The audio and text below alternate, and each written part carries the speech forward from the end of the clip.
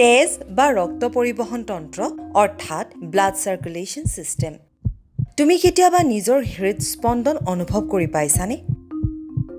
তুমি খুব বেগাই দৌৰাৰ পাছত অথবা খুব বেছি ভয় খোৱাৰ পাছত তোমাৰ বুকুখন ধপধপোৱা নিশ্চয় অনুভৱ কৰিছা।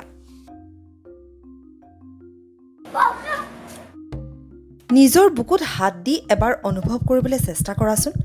বুকুৰ কোনফালে তুমি বুকুৰ ধপধপনিটো বেছিকৈ অনুভৱ কৰা চোৱাচোন। বাওঁফালে। এনে হোৱাৰ কাৰণ হ'ল আমাৰ হৃদযন্ত্ৰটো আমাৰ কামি হাড়ৰ ভিতৰ পিনে সামান্য বাওঁফালে থাকে। তুমি জানানে আমাৰ হৃদযন্ত্ৰৰ এদিনত 1,00,000 বাৰ ধপধপায়।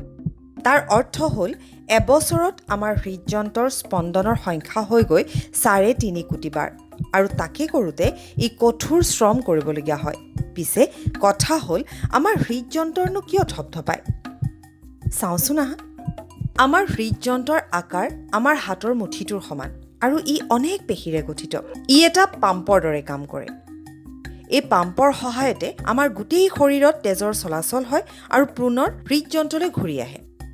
যেতিয়া তেজ শৰীৰৰ অংগ প্ৰত্যংগলৈ যায় তেতিয়া ই অক্সিজেন তথা অন্যান্য পোষক দ্ৰব্যসমূহ অৰ্থাৎ নিউট্ৰিচেণ্ট এই অংগবোৰলৈ কঢ়িয়াই নিয়ে আৰু অংগ প্ৰত্যংগৰ পৰা হৃদযন্ত্ৰলৈ ঘূৰি আহোঁতে তেজে কাৰ্বন ডাই অক্সাইড তথা অন্যান্য বৰ্জনীয় দ্ৰব্যবোৰ কঢ়িয়াই আনে। এই প্ৰক্ৰিয়া অহৰহ চলি থাকিবৰ বাবেই আমাৰ শৰীৰৰ এই পাম্পটো একে লেঠাৰিয়ে চলি থকাটো দৰকাৰ। আমাৰ হৃদযন্ত্ৰত মুঠতে 4টা কক্ষ আছে। তাৰে 2টা সোঁফালে আৰু 2টা বাওঁফালে বা 2টা ওপৰত আৰু 2টা তলত থাকে। ইয়াৰে ওপৰৰ 2টা কক্ষ অলিন্দ ইংৰাজীত অট্ৰিয়াম আৰু তলৰ 2টা কক্ষক নিলয় অৰ্থাৎ ভেন্ট্ৰিকলছ বুলি কোৱা হয়। অৰ্থাৎ হৃদযন্ত্ৰৰ ওপৰৰ অংশত আমাৰ সোঁ আৰু বাওঁ অলিন্দ থাকে। তেতিয়াহ'লে তলৰ কক্ষ 2টাক তুমি কি বুলি ক'বা? একদম ঠিক উত্তৰ, বাওঁ আৰু সোঁ নিলয়। হৃদযন্ত্ৰৰ পৰা শৰীৰৰ নানা অংশলৈ আৰু শৰীৰৰ অংগৰ পৰা হৃদযন্ত্ৰলৈ তেজ সৰবৰাহৰ বাবে কিছুমান নলিকা থাকে, যাক ৰক্ত পৰিবাহী নলিকা অৰ্থাৎ ব্লাড ভেছেল বোলা হয়।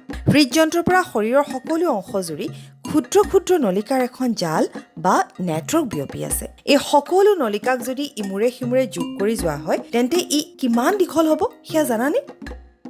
প্ৰায় 1,00,000 কিলোমিটাৰ। এই দূৰত্ব হ'ল এজন ব্যক্তিয়ে মুম্বাইৰ পৰা দিল্লীলৈ মুঠ 50 বাৰ অহা যোৱা কৰাৰ সময়। এই নীলা শিৰা বা নলিকাসমূহে সূচায় যে এইবোৰে দূষিত ৰক্ত বহন কৰে। দূষিত ৰক্তৰ অৰ্থ হ'ল ইয়াত কম পৰিমাণৰ অক্সিজেন থাকে। এই ওপৰৰ নলিকাডাল দেহৰ ঊৰ্ধ্বভাগ অৰ্থাৎ মূৰ আৰু শৰীৰৰ ওপৰৰ অংশৰ পৰা তেজ পৰিবহন কৰে।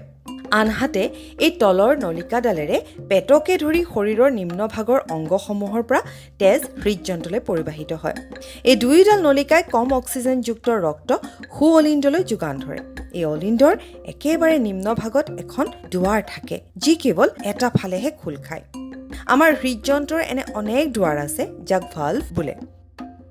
এই ভাল্ভসমূহ যেতিয়া অলিন্দৰ তলত থকা নিলয়টো প্ৰসাৰিত হয় তেতিয়াহে খোল খায় আৰু এনেকৈয়ে দূষিত ৰক্ত অথবা অক্সিজেনহীন ৰক্ত নিলয়লৈ প্ৰৱেশ কৰে। তাৰ পিছতে এই ভাল্ভ বন্ধ হৈ যায়, যাতে দূষিত ৰক্ত পুনৰাই অলিন্দত প্ৰৱেশ কৰিব নোৱাৰে।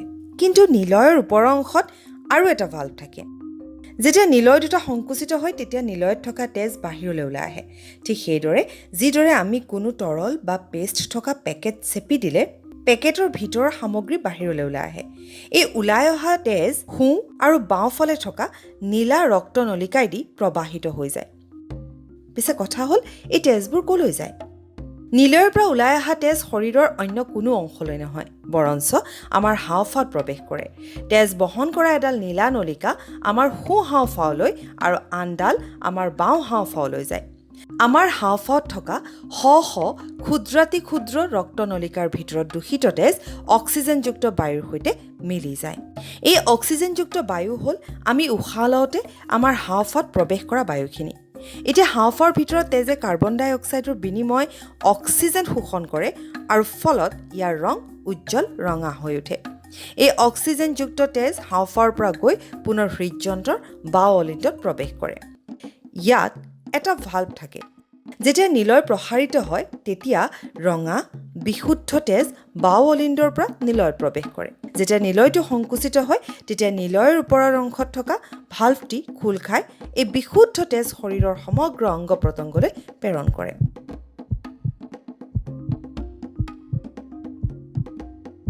আমাৰ হৃদযন্ত্ৰৰ এই সংকোচন আৰু প্ৰসাৰণ মিলি এটা হৃদস্পন্দন সম্পূৰ্ণ হয়।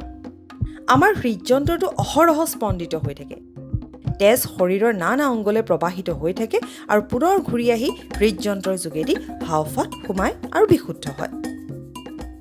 আৰু এইদৰে আমাৰ সমগ্ৰ দেহত অক্সিজেন আৰু পোষক মৌলৰে ভৰা তেজ প্ৰবাহিত হৈ থাকে।